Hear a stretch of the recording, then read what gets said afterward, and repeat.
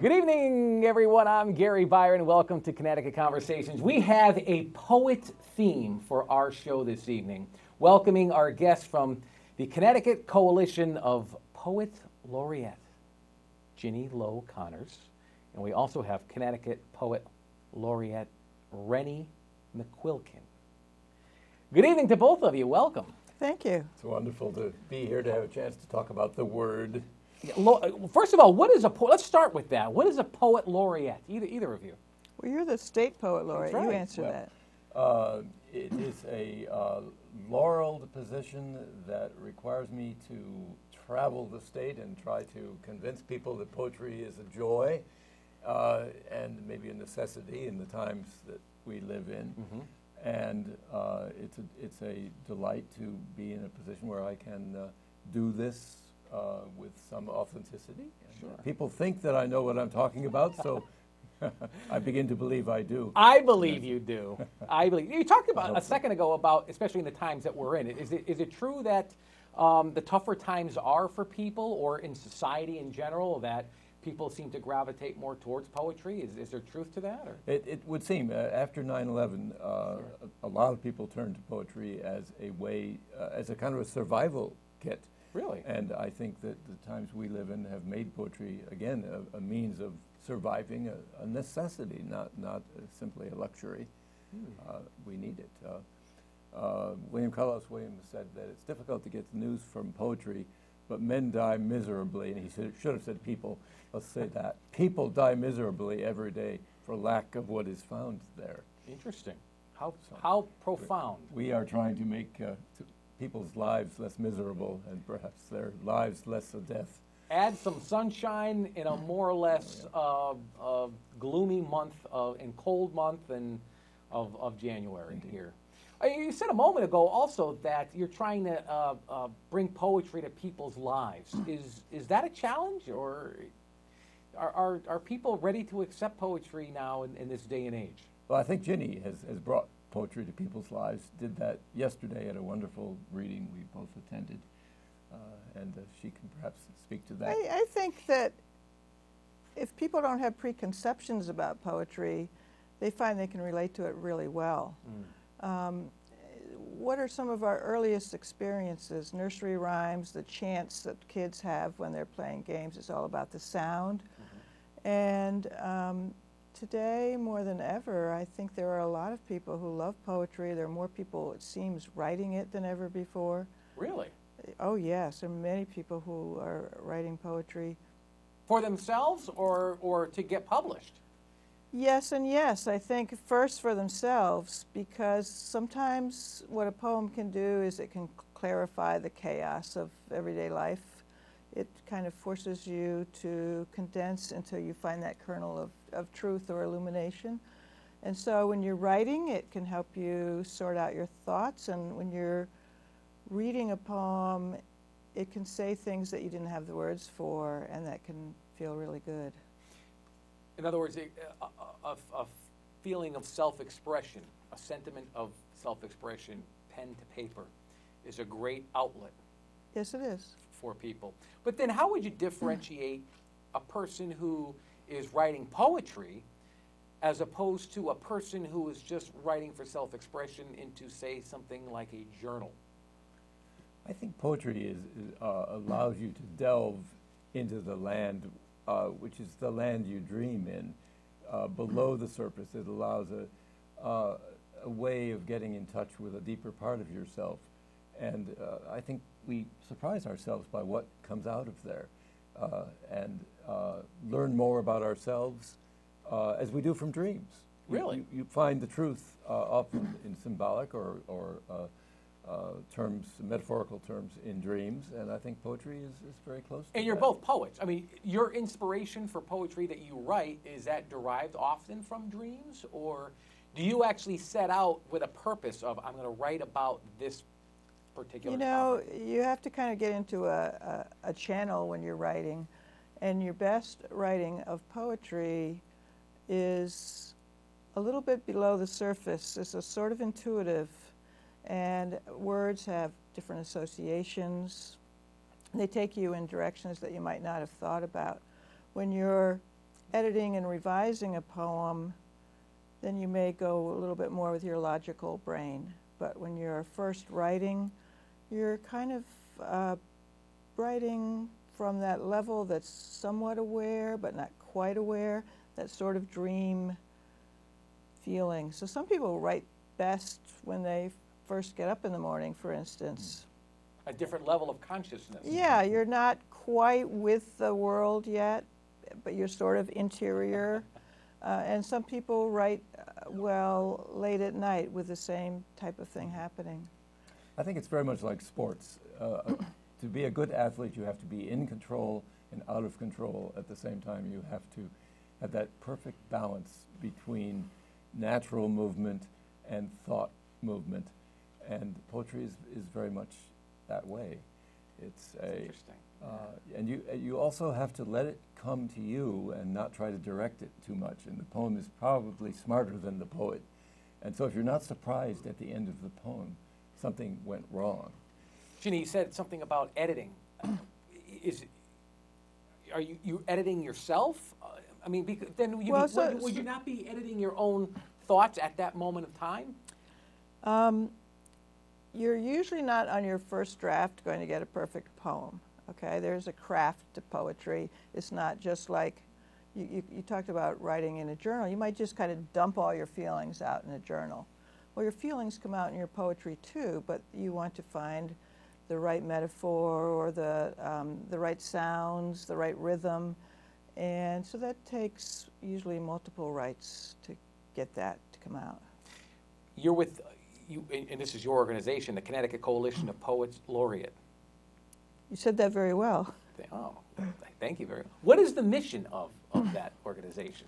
So the mission of that organization is to bring poetry out into the communities of the state, to promote the enjoyment and appreciation of poetry, make more people aware of it. Mm-hmm. And it's also an organization that can help towns and cities that would like to appoint a poet laureate. They might need a resource to go to. And it's also a resource for people who have been appointed as a poet laureate. So we meet several times a year and we share ideas and that sort of thing. But we've helped quite a few communities through the process of appointing their first poet laureate just in the past year or so. Glastonbury falls into that, right? Yeah, we've got about over a dozen towns now. I'd like to see some of the larger cities do the same thing because poetry can add so much vitality to a community. It sounds like you have some overlapping Indeed.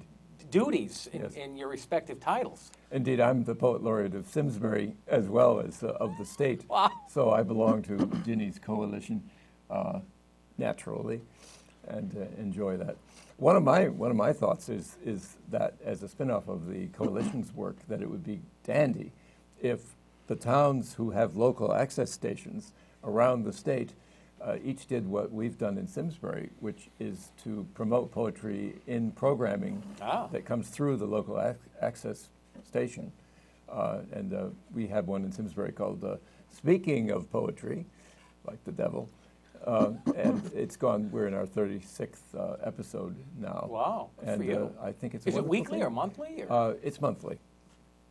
Good. right. That's fantastic. Yes. So about 3 years you've been on. It's been on for a while, and more and more people are tuning into it. It can also be streamed worldwide, Well, of course. so that most people actually see it on their computers. And many people do. It's wonderful. Is it difficult, though, if you're going town by town, almost in a grassroots way, to have a poet laureate for representing that town? Is it hard to get individuals to take on that role, or There are a lot. are they fighting for it? There are a lot of communities where many creative people cluster, and there are lots of people who would love to do this work because they believe in poetry so much. They would love to have other people experience that joy. Really? So, and can you you sponsor events and Yeah, each poet laureate sort of comes up with their own way of sharing poetry with the community. Some have, well, the coalition has had several community readings where many of the town poet laureates come together and each reads some poems, and then the public is invited and they get to hear many different kinds of poetry and different voices, and that's been great. Manchester recently, for instance, they have appointed their first poet laureate named Julia Paul, and in connection with kind of celebrating that, the Arts Commission also helped sponsor a reading where Richard Blanco was invited.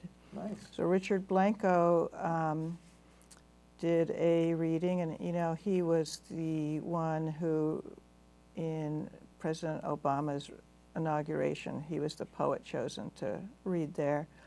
And several of the town poet laureates came and each read a poem, and it was standing room only. There were, I think, several hundred people there. It was enormous. What got you? I'm going to ask you both the same question here. What got you into poetry? How long have you been into poetry? I've always loved poetry. When I first started learning how to read, I picked poetry because it was kind of predictable because of the rhyming. Yeah. And I've written on and off my whole life. But to take on such a role, I mean, this has to consume a lot of your time. Poetry has taken on more and more of my time. Yeah, I'll bet. Yeah, it has. It's a way of life. I began because my whole family was musical, except for myself, who am tone deaf. At Christmas time, everybody sang and played instruments, and I was sort of in the corner looking on. One year I decided, well, I've got to get into this, so I wrote a poem, and everybody, said that was nice, and so I decided that was a way to be a part of the family. So it was self-defense in the beginning. Well, you'd mentioned nursery rhymes a couple of times already, and that's how children are really first exposed to poetry, but there are the songs that we listen to today that we've been listening to for years are really derived from poetry, and even the authors of these song lyrics. You go back to Bob Dylan, for example, is Leonard Cohen.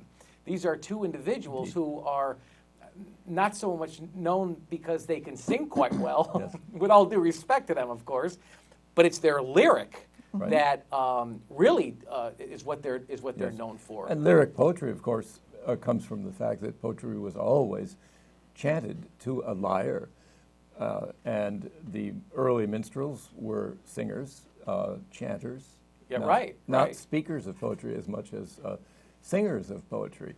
And so, the poetry has song at its heart. It has a drum beat, it has sound, whether it has exact rhyme or not, it has sound effects. Well, then, Rennie, you bring up a good point. Well, let's modernize this then and take it out of the days of Dylan and Peter, Paul, and Mary, and the folk artists of the 60s, and bring it to contemporary rap music.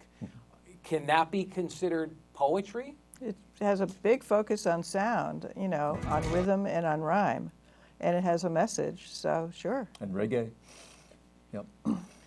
But not all poetry has to necessarily rhyme. Correct. When I was a student in high school, I remember having to do a report on Henry Wadsworth Longfellow. Okay, and actually, I take it back. I don't even think this was high school. This may have been middle school. And what I found interesting was, up to that point in my life, in my childhood, I had always heard that poetry rhymed. And here I am reading these poems, and it did anything but. And of course, I didn't have the mental capacity or the maturity to understand a lot of what he was even writing about. But I remember that to this day, thinking, how can this be poetry? Because it doesn't rhyme. It's like any art. Think about visual art. First, visual art was kind of like photographs. It had to represent something. And then over the course of many years, there were many changes and innovations. So poetry has gone in a lot of different directions, but it always, I think, has an essence to it that is tighter than, let's say, prose. It usually has emotion and an idea in it, and it often makes use of sound, even if it's not direct rhyme. It could be indirect rhyme. It could be, the sound of the vowels that are similar. It could be just the rhythm of it. So, Stanzas? yep. The stanzas give it form, and it's a way of organizing it. And a pattern and repetition, you'll find that in music. You'll find that often in poetry, and that's part of the pattern. Stanza. He used to be really good on that show, Taxi. Oh, I'm sorry, that was Danza. Tony Danza. That's poetry. But you're really involved in poetry outside of just reading it. You've authored poetry, and you have publishing as well. True. Tell me a little about that. I'm always writing poetry because there's something in me that just feels like it needs to do that. And so I have a few collections out. I just actually just finished a collection that I will be looking for a home for soon. And I started a publishing company called Grayson Books. I guess it was in the year 2000. And we've put out, we started with a few anthologies of poetry, and then we started with some individual authors. We do 2 contests each year, a chapbook contest. Chapbook is a little collection of poetry, maybe about 30 pages. And we do a poetry book contest every year. And What are we looking at right here? that is Unparalleled Beauty of a Crooked Line is a fairly recent collection of my own poetry. Boy, you're pretty well known. Not terribly well known, but I enjoy it. Can modern day poets become well known? Well, there have been some cases of Billy Collins, who appears on Prairie Home Companion. Yes. Often. And they made a case a in movie point. from Yeah. that. It was an old radio show, wasn't it? The Prairie Home Companion. It's based on the old radio Yeah. shows. Garrison Keillor's show, which I gather had its last appearance in Torrington the other night. And Dick Allen, who was the poet laureate of the state before my time, appeared on it. So I am told. Really? Oh, Yep. I have to see that. I think it's unlikely that a poet will ever have the fame of a Longfellow or a Robert Frost. And that's these what I was days. thinking of, exactly, Yeah. because those are such legendary names, and they're still read and they're still revered to this day. But are there present day or modern day, if you will, poets that future generations will sit back and look at? Oh my goodness, look at the poetry from the early part of the 2000s. Are there modern day poets that have that potential to become household names like? Billy Collins is the one who has pulled off that trick. Okay.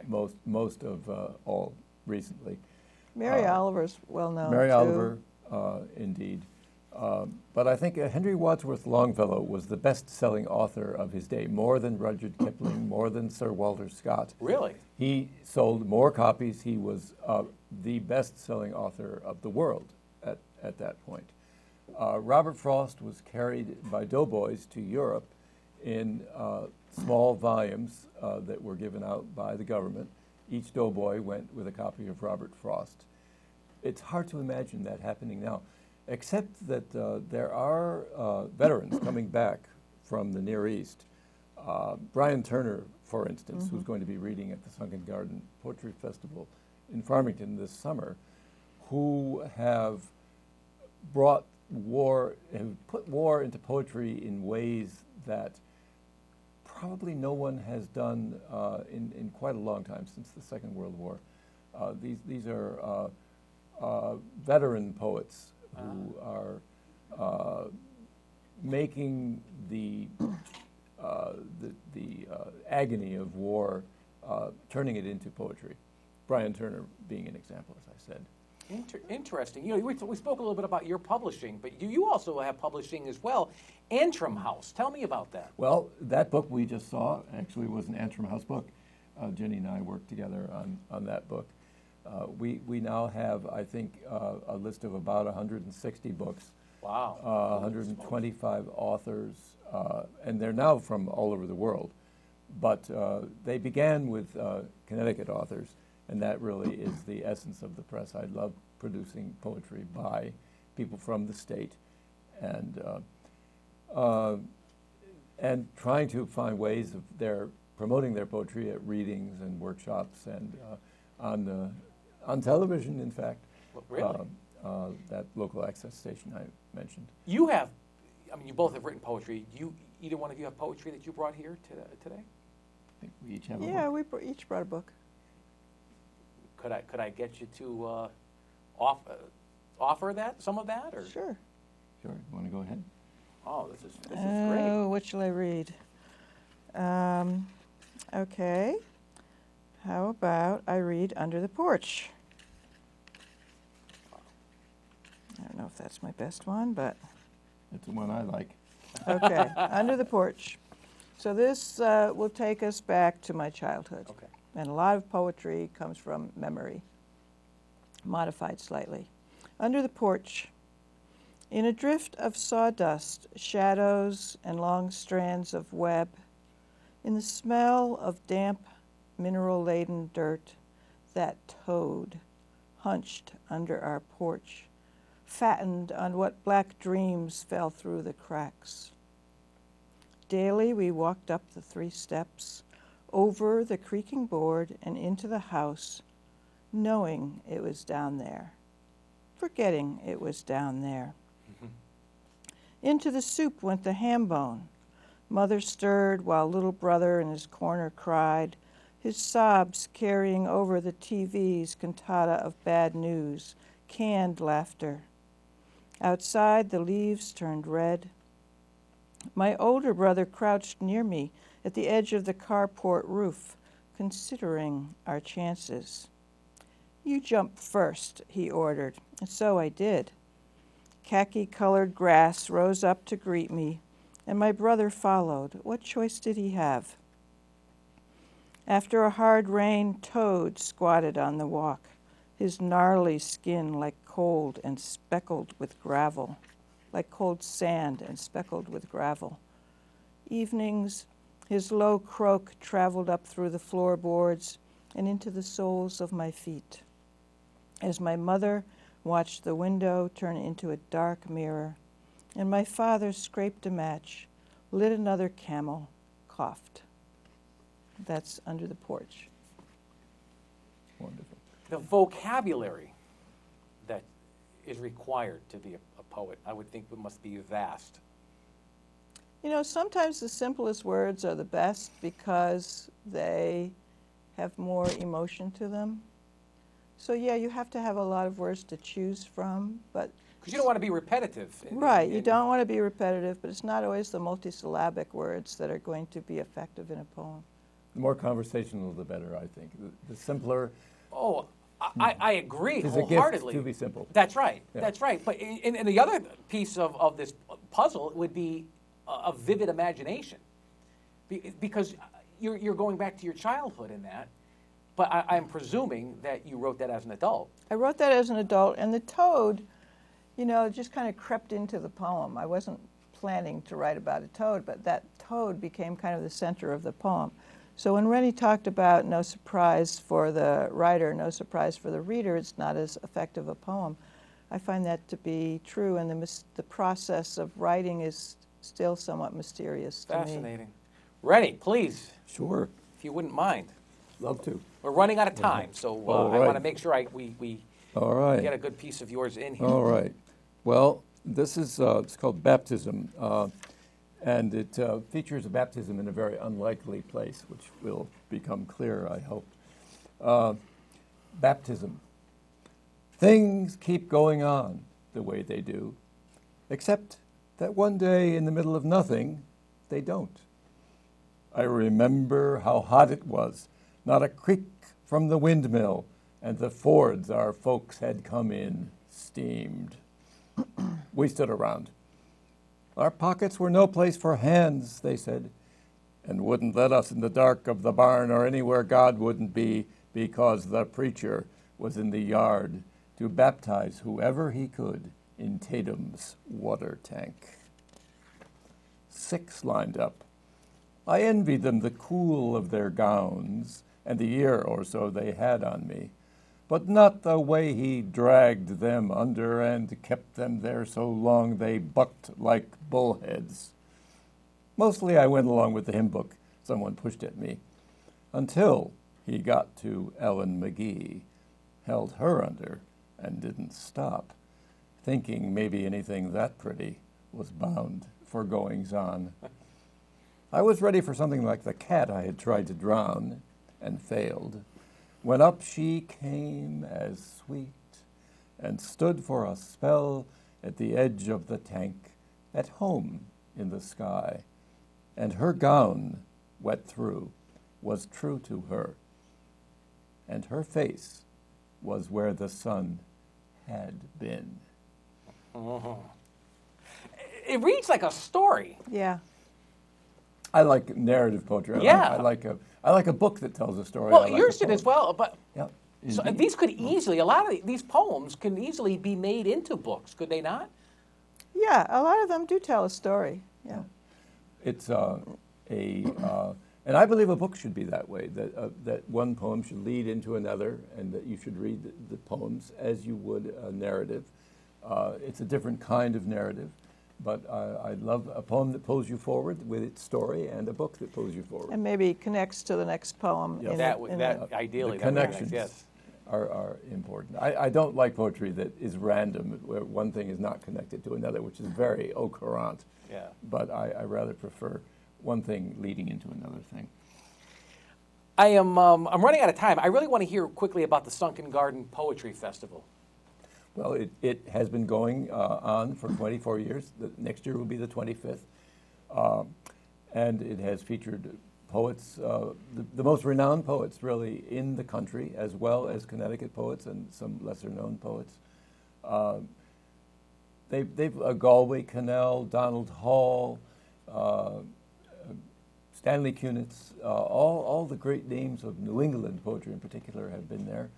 And many state poets have found their first major reading there. And it goes on during the summer, nowadays for 5 readings. One group will be a student group, and the others will be 2 poets, one very well known, one an emerging poet. And music also is a part of it. When is this? It begins in June and Okay. goes through August, every other week. Where? On Wednesdays at the Hillstead Museum in Farmington. Very nice. It's a beautiful location. If the weather is nice and you're sitting out in the sunken garden and the moon is rising, Does and this go on every year? yes, Every year. Always there. I want to give you the opportunity to also, each of you, mention your website. I Okay. know you have separate websites. Well, I have a personal website and a publishing website. My personal website is ginnylowconnors.com. My publishing website is Grayson, Grayson, books.com. And mine is AntrimHouseBooks.com. Just one. Yeah. Just one for you. Yeah. Looks like poetry can really be made into just about anybody's life if they just accepted it. And sometimes it's sad that there's a stigma attached to it where, oh, this is all about, Robert Frost and Longfellow, but there is contemporary storytelling. I really like to thank you both for your time. I'll tell you, I've learned a lot, and I found it pretty fascinating. I'd like to thank our guests from the Connecticut Coalition of Poets Laureate, Ginny Low Connors, and also from the Connecticut Poet Laureate, Rennie McQuilkin. I'm Lord Byron.